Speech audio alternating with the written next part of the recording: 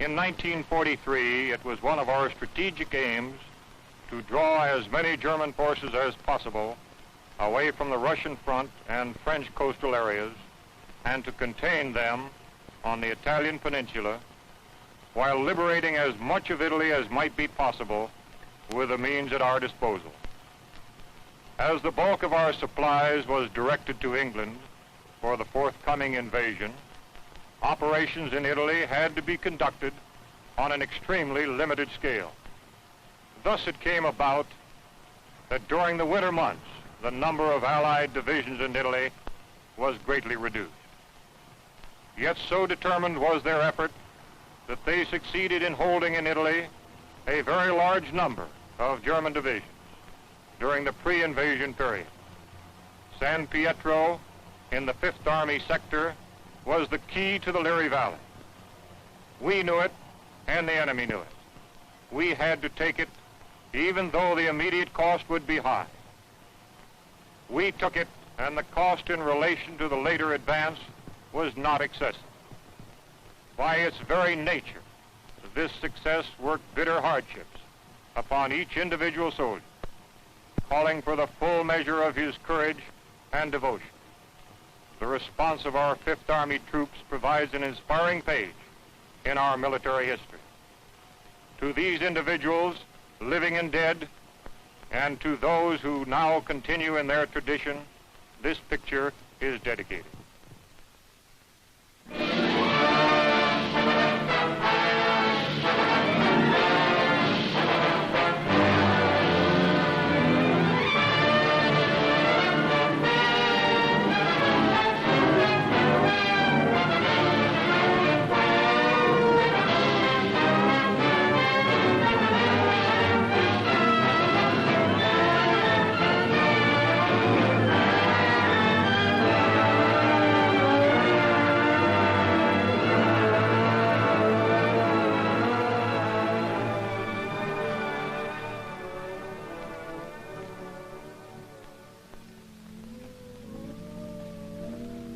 Liri Valley lies in the Italian Midland, some 60 miles northwest of Naples to some 40 miles southeast of Rome.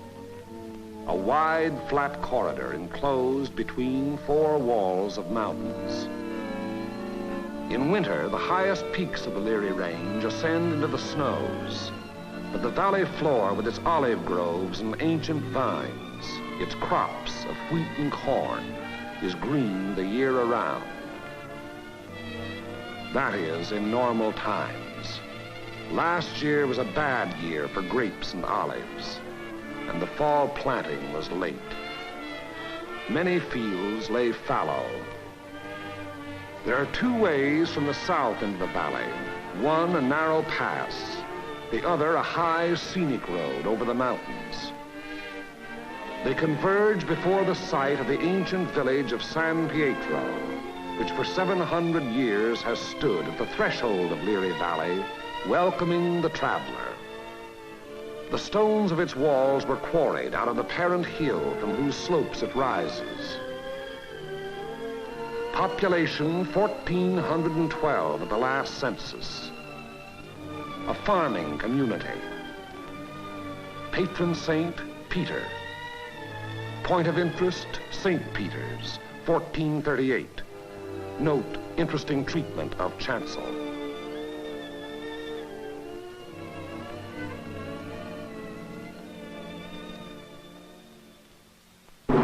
From the end of October 1943 until the middle of December, San Pietro and the surrounding ground was the scene of some of the bitterest fighting on our 5th Army front. The Italian campaign had entered its second phase, the push forward again after a static period brought on by heavy seasonal rains. Our battle lines were haphazard as the terrain itself, with its flood-swollen rivers that twisted back and forth across our line of march so that each river seemed like 5. And where there was no river to cross, a mountain blocked our going, each peak ahead being a few meters higher than the last we had won, so that each new peak had to be fought for, the hard uphill way, with the enemy looking down our throats. They had had time to fortify and camouflage their positions. No amount of artillery fire or aerial bombardment could force them to withdraw. That was for the infantry to do, employing those weapons that can find and destroy life in narrow trenches, caves, and fighting holes. It was up to the man with the rifle, the man under fire from all weapons, the man whose way all our weapons, land, air, and sea, serve only to prepare. It was up to the foot soldier to attack a hidden enemy over ground that was sown with mines, the anti-personnel S-mines that fly up at a footfall to explode beneath the groin. Nowhere along the entire front were enemy preparations more elaborate than in the San Pietro area. For San Pietro stands at the threshold of Liri Valley, and through Liri Valley, wide and level, runs the most highly prized length of road south of Rome. By early December, we had taken and were holding high ground to the northeast, east, and south of San Pietro, the Camino Maggiore hill mass being last to fall. An Italian brigade under Allied command had made a vain attempt to capture Mount Lungo, possession of which would have acted greatly to our benefit in the impending action. The Italians were all but annihilated. In view of their excessive losses, further operations against Mount Lungo's strategic heights were abandoned. And it was decided to make a direct frontal assault on enemy positions in and around San Pietro. Elements of the 36th Texas Infantry Division were rotated from position to position, overlooking the valley, so the troops might study the terrain ahead from various viewpoints.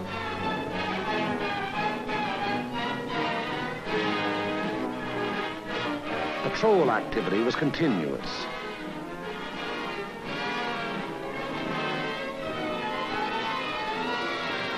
Day and night, units went out to reconnoiter the ground, draw fire, take prisoners, thus adding to the sum of our information about the enemy. High points, Mount Lungo's 351 and Mount Simucro's 1205 and 950 were all manned in force. The town itself was strongly garrisoned with numerous mortar, machine gun, and heavy weapon emplacements. 4 enemy battalions were dug into a line of connecting trenches and mutually supporting pillboxes in depth that extended from the base of Mount Lungo, northeast across the valley floor to the base of Mount Simucro. Another battalion was organized to defend the high ground northwest of San Pietro.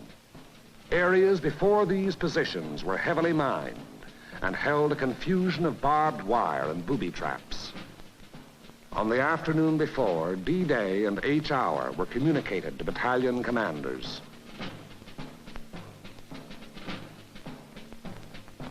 December 8th, at 0620 hours, the 1st Battalion of the 143rd Infantry Regiment to attack the summit of 1205, having moved up the mountain under cover of darkness, and upon achieving its objective to attack along the ridge to a point northwest of San Pietro.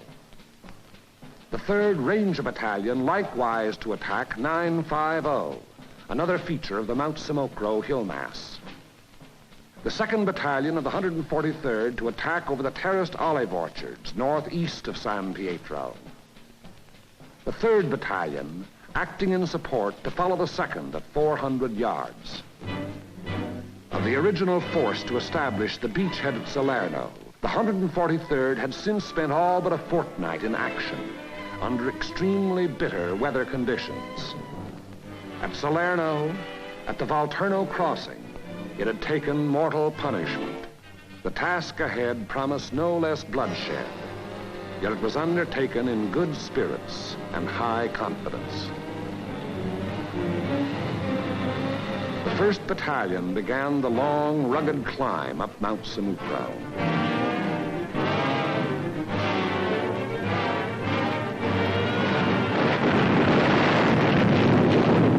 As night fell, our artillery opened up, and throughout the night hours, intense fire was laid down on the enemy's main line of resistance.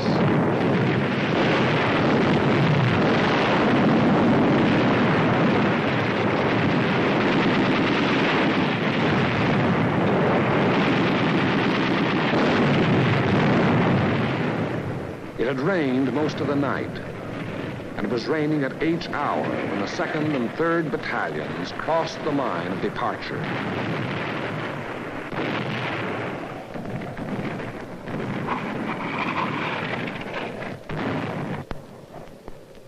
Some 200 yards forward, they encountered mines and automatic fire from pillboxes.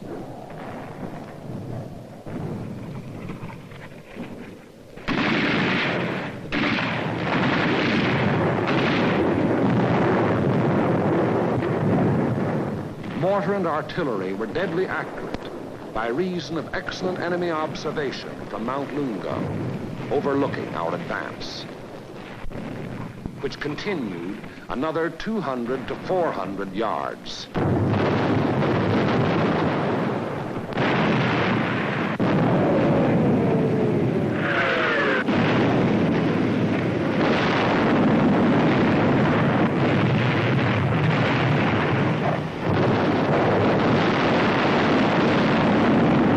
Many men gave their lives in attempts to reach pillboxes and throw hand grenades through the narrow gun openings. The 3rd Battalion was committed.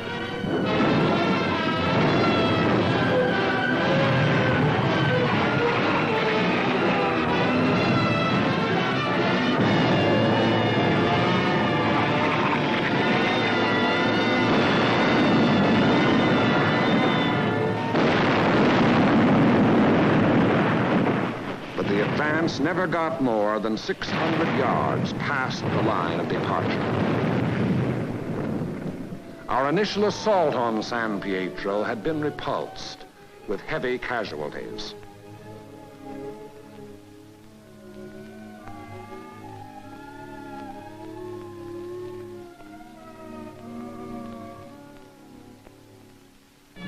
The attack on Hill 1205, however, was a brilliant success. Leading elements of the 1st Battalion had gained the summit of the objective before a strongly entrenched enemy knew that an assault was in progress.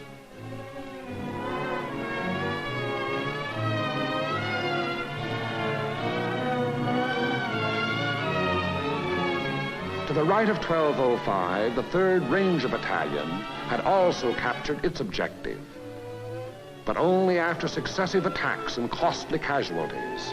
For on 950, the enemy was not taken unaware. Counterattacks were to be expected on both 1205 and 950. They were not long developing.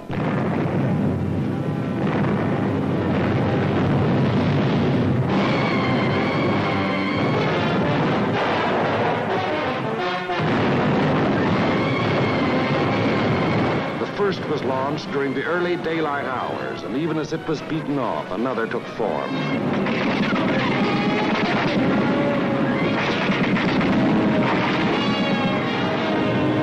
Day and night they followed in unremitting violence.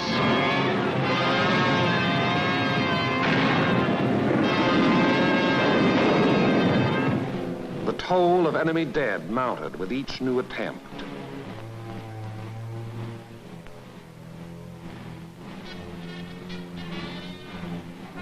But German prisoners captured on 1205 and 950 said they had been ordered to retake those positions at all cost. In addition to defending Hill 1205, the 1st Battalion, obedient to the field order, undertook the reduction of enemy defenses which were organized along the ridge running west.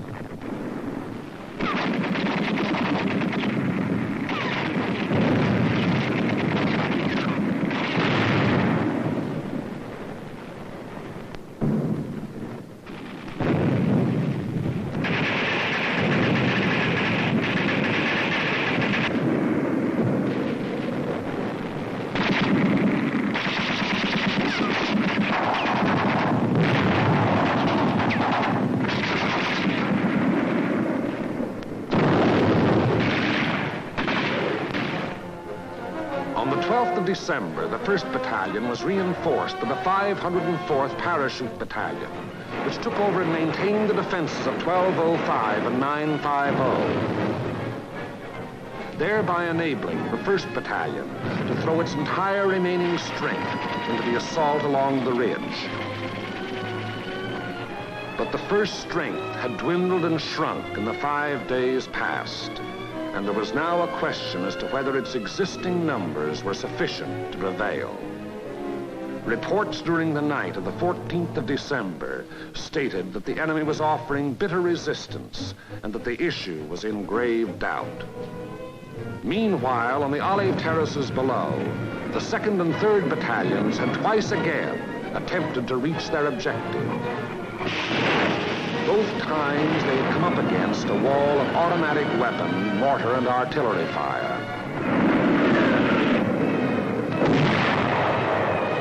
Volunteer patrols made desperate attempts to reach enemy positions and reduce strong points. Not a single member of any such patrol ever came back alive. Our attacking forces were furnished excellent aerial cover by Allied fighter patrols. But now and then, enemy planes were able to slip through and to bomb and strafe our positions, which to all purposes had remained unchanged since the 1st day. To break the deadlock, orders were given for a coordinated divisional attack. The 2nd and 3rd Battalions of the 143rd to proceed in the execution of the original orders. Acting in conjunction, Company A of the 753rd Tank Battalion to attack San Pietro from the east over the high road. 1 battalion of the 141st to attack over the flat valley floor. After nightfall on D-Day, the 142nd Infantry Regiment to attack Mount Lungo. The earlier decision not to attack those strategic heights having been reversed in view of the present critical situation. In preparation for the attack, all 5th Army artillery within range, including tanks and all tracks, was directed against San Pietro and the surrounding area.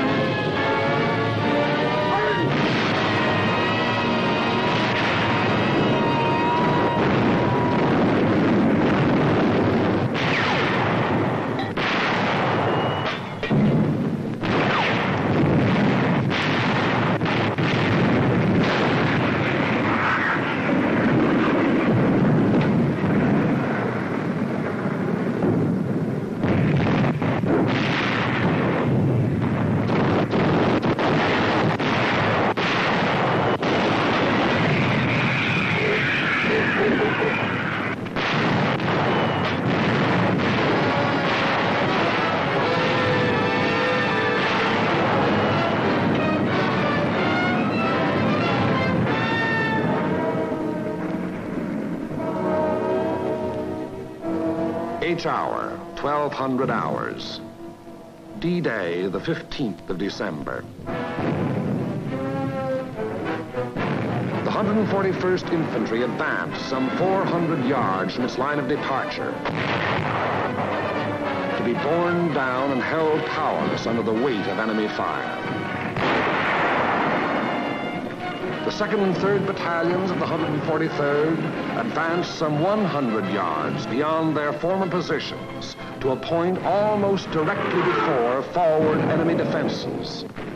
And for the 3rd time, they were forced to take such cover as the quaking earth could offer. And the tanks. Orders were for them to enter the town and to locate and destroy the heavy weapons there, which were leveled against our attacking foot soldiers. The high road into San Pietro is a narrow mountain road, and from the beginning of its winding descent in the Liri Valley, it was under direct enemy observation.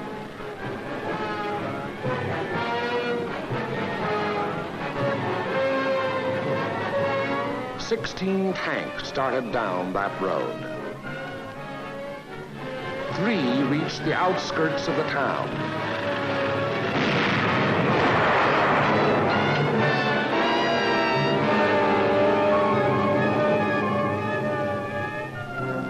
Of these, 2 were destroyed, and 1 was missing. 5 tanks were immobilized behind enemy lines, their crews having to abandon them. 5 tanks hit enemy mines within our lines and were thereupon destroyed by enemy gunfire. 4 tanks returned to the bivouac area. After dark, 2 companies, 1 from the 2nd Battalion and 1 from the 3rd, finally succeeded in penetrating enemy positions before San Pietro. But receiving both frontal and flanking fire, they were forced to retire.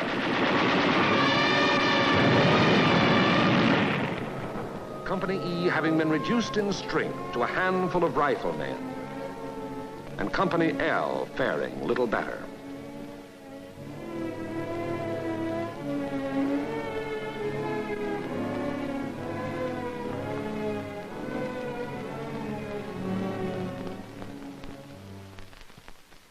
On the Mount Samocro Ridge, the 1st Battalion fought its way to within a few hundred yards of the objective.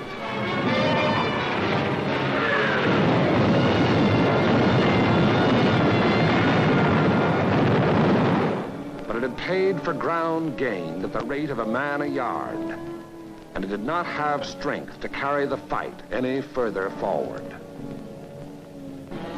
On Mount Lungo, however, despite bitter resistance, battalions of the 142nd in successive waves kept pushing upwards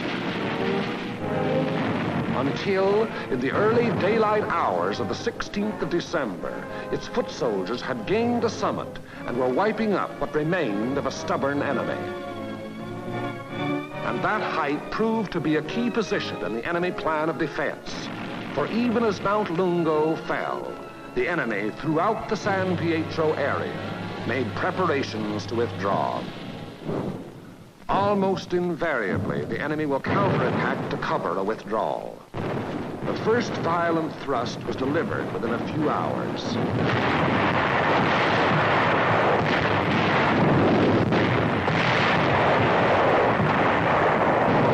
And thereafter, counterattacks came in waves, the roar of the last mingling with the rush and fury of the next to break. Many companies lost all their officers. Enlisted men came forward as inspirational leaders to rally their battered companies into resisting yet one more onslaught. Our own artillery was brought to fall within 100 yards of our front-line elements. After 5 hours, during which the earth never ceased to tremble, counterattacks ended, indicating that the withdrawal of the enemy's main body had commenced.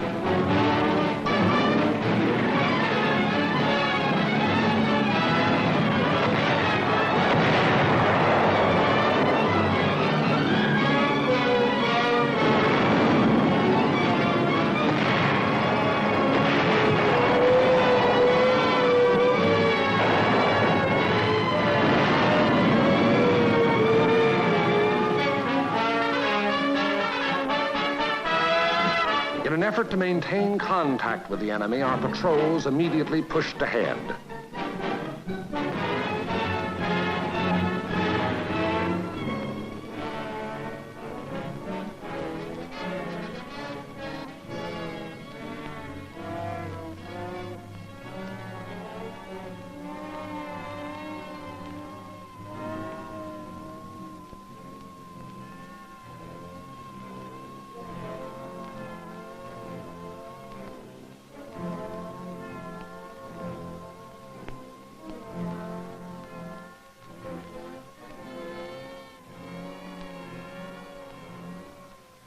Entering the town, they discovered that San Pietro was ours for the taking.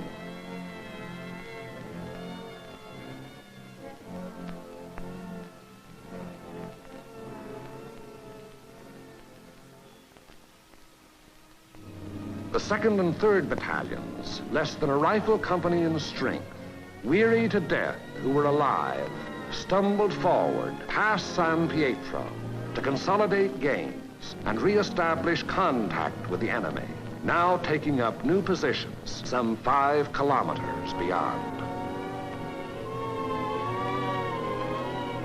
That is the broad shape of the Battle of San Pietro, which was but the first of many battles in the Erie Valley. It was a very costly battle. After the battle, the 143rd Infantry Regiment alone required 1,100 replacements.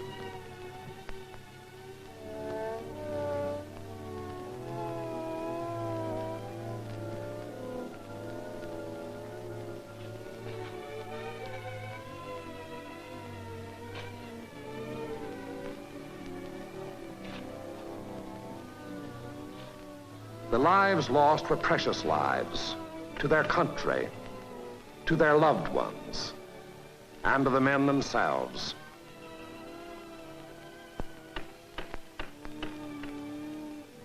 For the living of the 143rd Infantry Regiment, more than 100 decorations for acts of valor above and beyond the call of duty. Many among these you see alive here have since joined the ranks of their brothers in arms who fell at San Pietro. For ahead lay San Vittore and the Rapido River and Cassino, and beyond Cassino more rivers and more mountains and more towns, more San Pietros, greater or lesser, 1,000 more. As the battle passed over and beyond San Pietro, westward, townspeople began to appear, coming out of their caves in the mountains where they had stayed in hiding during the enemy occupation. They were mostly old people and children.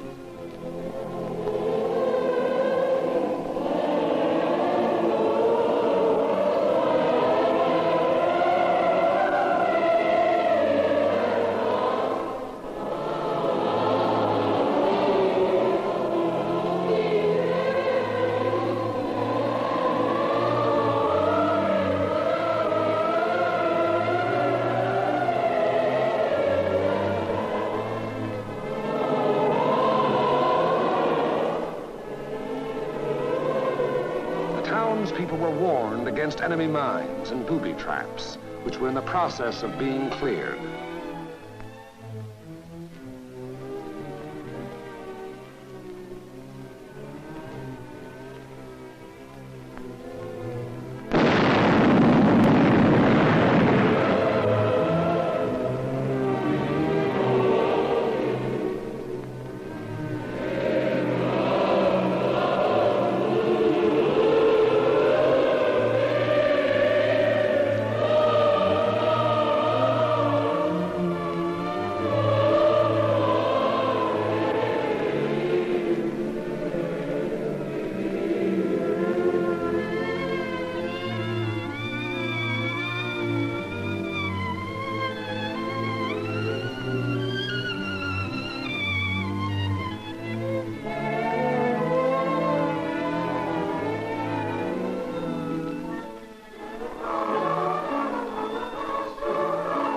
Children are able to forget quickly. Yesterday they wept. Today there are smiles and even laughter.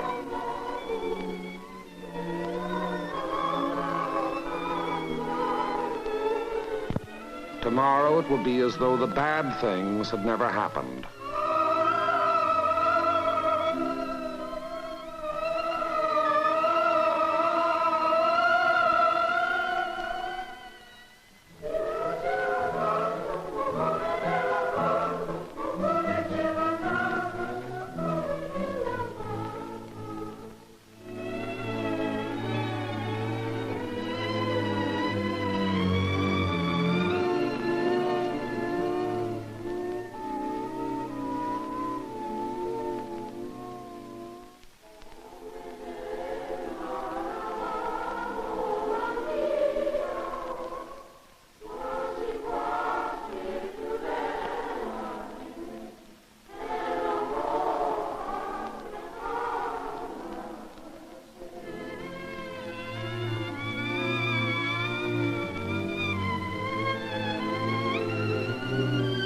Living was resumed in San Pietro.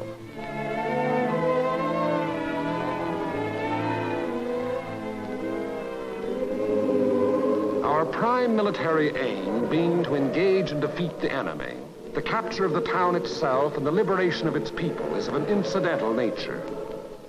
But the people in their military innocence look upon us solely as their deliverers. It was to free them and their farmlands that we came.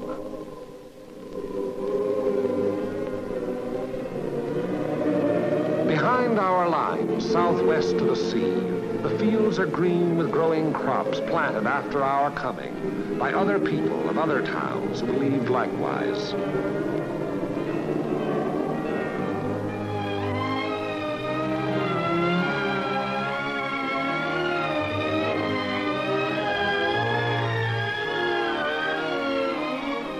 The new won earth at San Pietro was plowed and sown.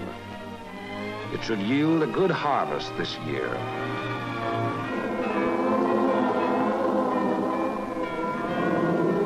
And the people prayed to their patron saint to intercede with God in behalf of those who came, delivered them, and passed on to the north with the passing battle.